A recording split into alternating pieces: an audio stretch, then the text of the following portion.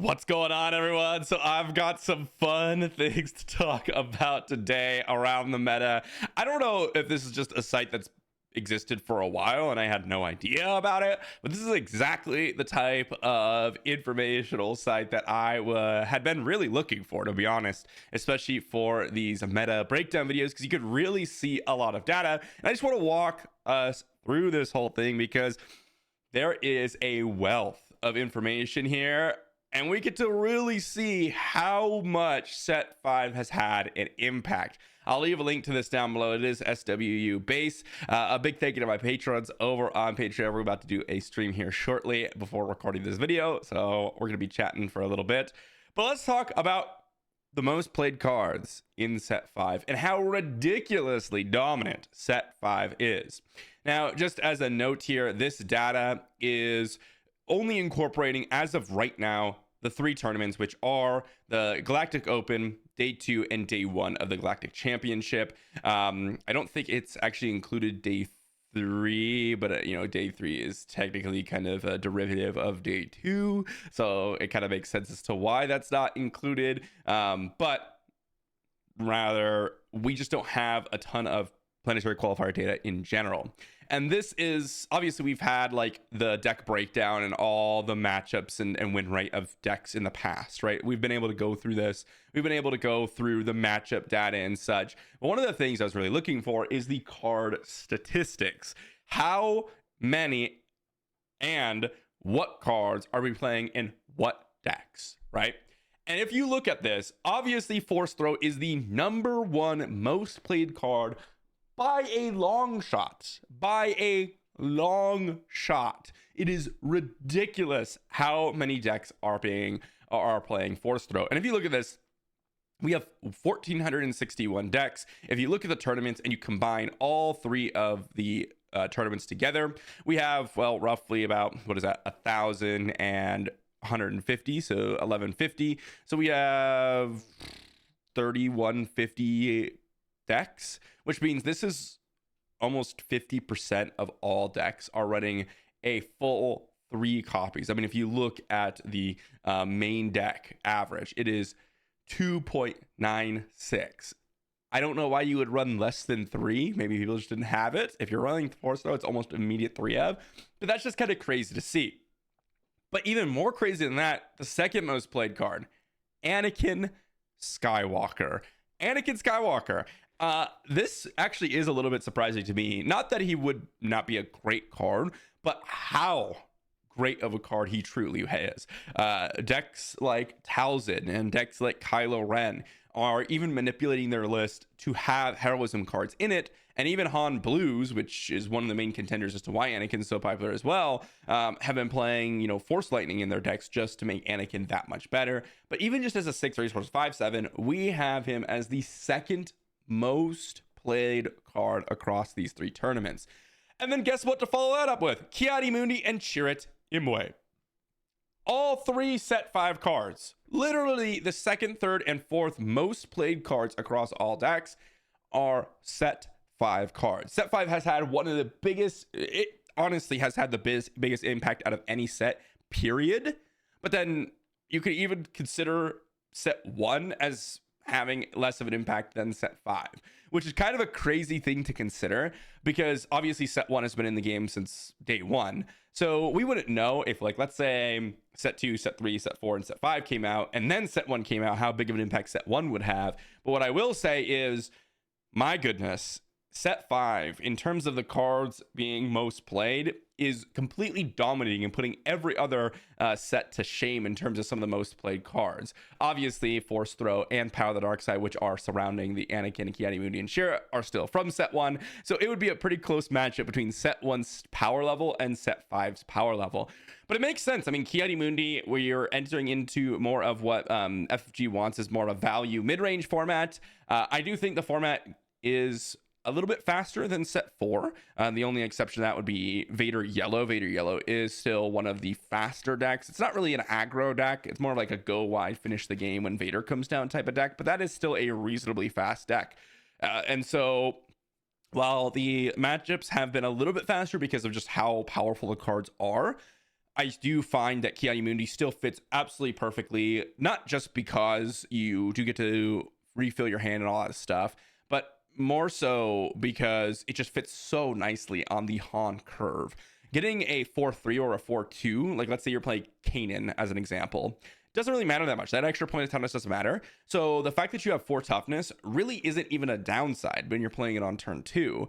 And the fact that you can draw 2 cards just sets you up so perfectly to figure out what you need at and when you need it. Chirrut just being the absolute best sentinel for any force deck, making you just an absolute wall when you play him if you have the force. And of course, Power of the Dark Side and Force Throw being the 2 most interactive options in the entire game up there as well makes, well, complete sense. We followed up with Luke Skywalker and Krayt Dragon. This is more just because of how popular Han Blue is. Krayt Dragon isn't really played in like Kylo or Talzin Red or anything like that. And honestly, a lot of this is just because of Han Blue, right? Power of the Dark Side is the exception, but every single other card in the top 6 list is Han Blue playable. And even the same with Secret of Sage, Fel the Dragon, and Yaddle. I do think Fel the Dragon is the default removal option these days. Takedown hasn't really been that popular just because everyone is playing high power units. So in matchups where Takedown would be really good, yes, it is excellent. But in the matchups where Takedown's not good, well, Fel the Dragon is excellent. And even in the matchups where Takedown is good, Fel the Dragon is also good. And so that's kind of the logic there behind running Fel the Dragon. Take, for example, Han Blue, where Takedown's actually not bad because a lot of the units that they play get damaged. You can take out Poe Damerons with Takedown. You can take out Kiadis, Chirruts, all that stuff. I still think Takedown's solid, but guess what? Also takes it down Poe Damerons, Luke's, and more importantly, Fel the Dragon is necessary for those decks to remove things like Krayt Dragon. Yaddle, definitely an amazing addition from the new set. Same with Adi Gallia. They're both very similar. They're both up here. Poe Dameron still a standard from set 2. Overwhelming Barrage, I mean, come on, guys. This card is absolutely disgusting. But what's interesting about it is Overwhelming Barrage actually has one of the lower win rates. If you look at all the other win rates, every single one has in the top 12 here a positive win rate with the exception of Overwhelming Barrage. So it might just be the decks that you're playing it in, or perhaps the matchups that you have to, or the deck archetypes just aren't that good that are playing Overwhelming Barrage. In fact, if you look at the top 18 cards all the way up, all of them have a positive win rate except for Overwhelming Barrage. So kind of like an interesting little fact. It might just be that there's so much interaction in the format. And this is kind of what my experience has been, is that Overwhelming Barrage is actually not as good as it used to be. Because you do need a unit and you're fighting up against decks like Force Throws with Power of the Dark Sides, with Force Lightnings, Fel the Dragons, etc., etc., etc. In my Kira deck, which is a deck that was kind of built around the whole Kira flip Overwhelming Barrage, there's just so many ways to interact with that Overwhelming Barrage has been pretty mediocre. And in fact, in my experience playing the Galactic Championship, I did resource a lot of Overwhelming Barrage just because I could not rely on being able to keep a unit down in a lot of key situations. So I think this is one of those cards where maybe that deck archetype or maybe just Overwhelming Barrage as a card and trying to build around that card is a little bit weaker. That said, most of the time, Overwhelming Barrage is being played in Command, Vigilance, Villainy. So, I mean, obviously, the rest of the cards should put it in a positive way, but maybe just that archetype is just a little bit weaker. We can see that from some of the matchups. The rest of the cards here, I mean, again, another kind of result of Han Blue. Timely is just a good card in general. It's being played in like every single command deck. It's just so much value. But Mace Windu, Iterant Warrior, Cassian, Grogu, and Red 5 are all Han Blue cards. Of course, Cassian is just in every deck. I mean, in Sabine's, in any heroism, aggression deck, just because it's such a value piece in the late game. Red 5 can be played in other options too, but Iterant Warrior, Grogu, and Mace Windu are typically relegated to Han Solo. We got the 2 ramp cards, Resupply and Super Laser. Basically, you're playing Super Laser, you're probably playing Resupply, which is why they're both together up here in the similar spot. And then as you go down, you can start unlocking more and more cards, and it starts to get a little bit crazy in terms of what cards are truly played. But you can even see Darth Vader actually having a under 50% win rate, and that might also go in line with that Overwhelming Barrage on just that kind of style is not as popular as some other options out there. The more controlling decks like Kira Data Vault, Kylo Data Vault in Command, Vigilance, Villainy, well, just not as strong as some other options out there due to how powerful some of the interaction is and how good of just a standard matchup you have against like every deck in some situations. The one matchup that the Command Vigilance Villainy does really well against is the Talzin Reds out there. That is like the one matchup that you really want to fight against. But it's much closer to 50-50 up against the Han decks. And of course, there are some matchups that are absolutely atrocious. But as you scroll down, you can see that there's a lot of cards that are definitely in the format, as you can see here, but probably not as performing as well as you might think. And you can even see some of the Overwhelming Barrage win rate loss is actually from the Vader Yellows of the world. You can see Vader Yellow, the Clone Combat Squadron, which is basically the only deck that's playing it. Well, unfortunately, you are having a 48% win rate because Vader Yellow is just not performing as well as it used to. So definitely one of the weaker combinations of cards in comparison to the rest of the best cards in the format. And as you keep scrolling, you'll see all sorts of cards as they get lower and lower played, which is kind of just interesting to see as you go along. This is by far one of the most interesting stats for me, especially at least the top cards, the most played cards, because a lot of the times when you're looking at trading card games, these cards at the top are almost always considered to be not on the chopping block, but always considered to be a potential candidate for limiting or bans. And whether anyone likes it or not, this is just kind of how most card game developers base their judgments on when and where to ban or to limit a card. If you see a card that is absolutely played in like 70% of the decks, and it's a powerful card, and it's limiting other strategies or whatever, yes, that is a consideration.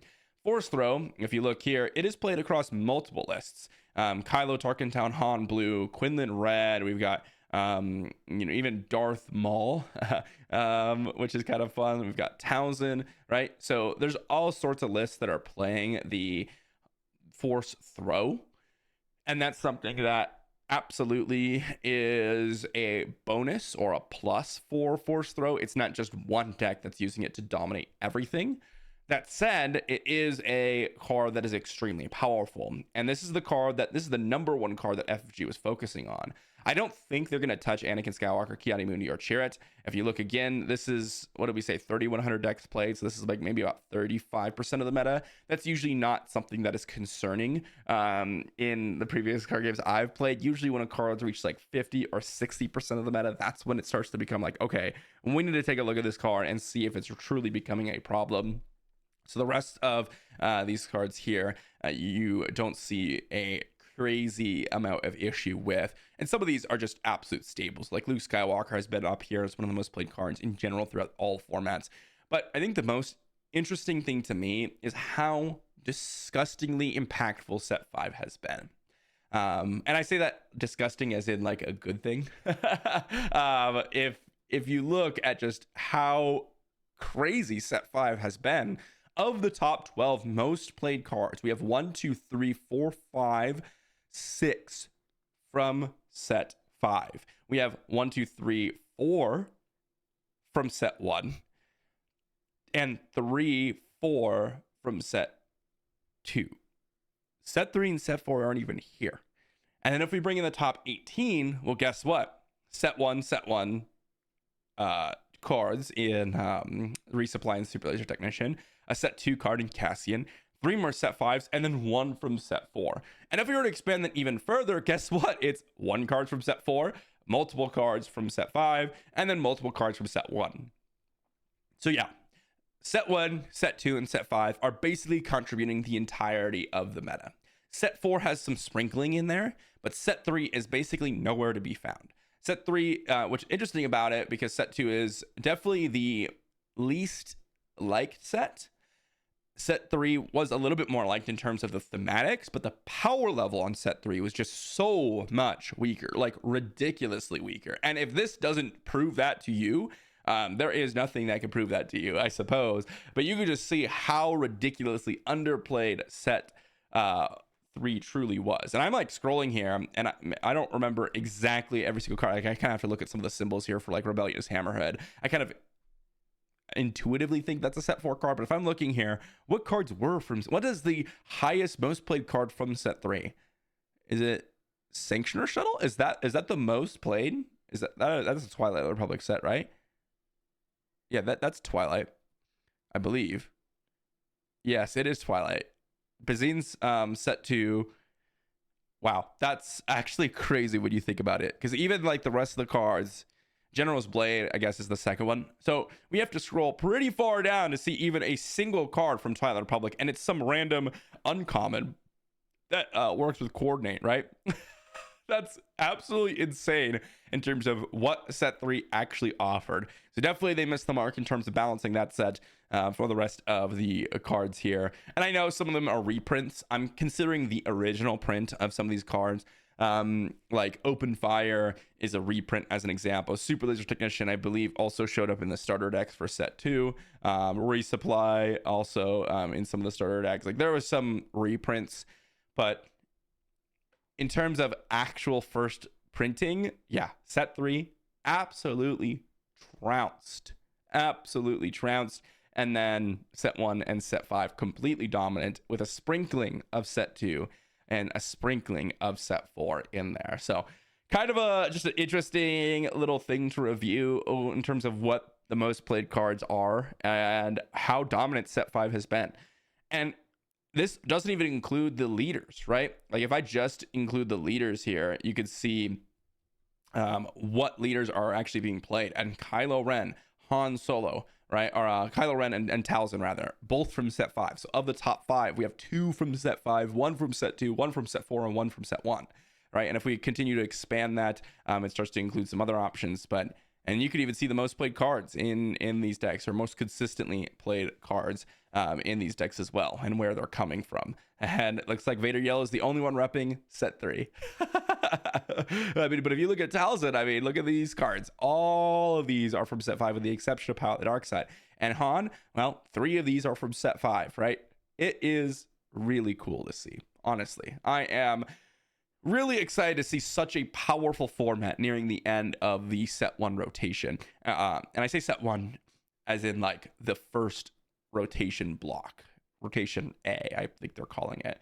So let me know what you think in the comment section down below. What do you think about set 5? Have you been enjoying it? Is this kind of the power level that you're looking for, or was this too dominant? I know some people definitely think set 5 is on the more powerful end, but I at least for now, well, maybe we'll get sick by 3 months of playing through a bunch of Force cards, but it is really awesome to see such an impact on a format and really shaking things up. Thanks for watching. I'll see you all for the next one.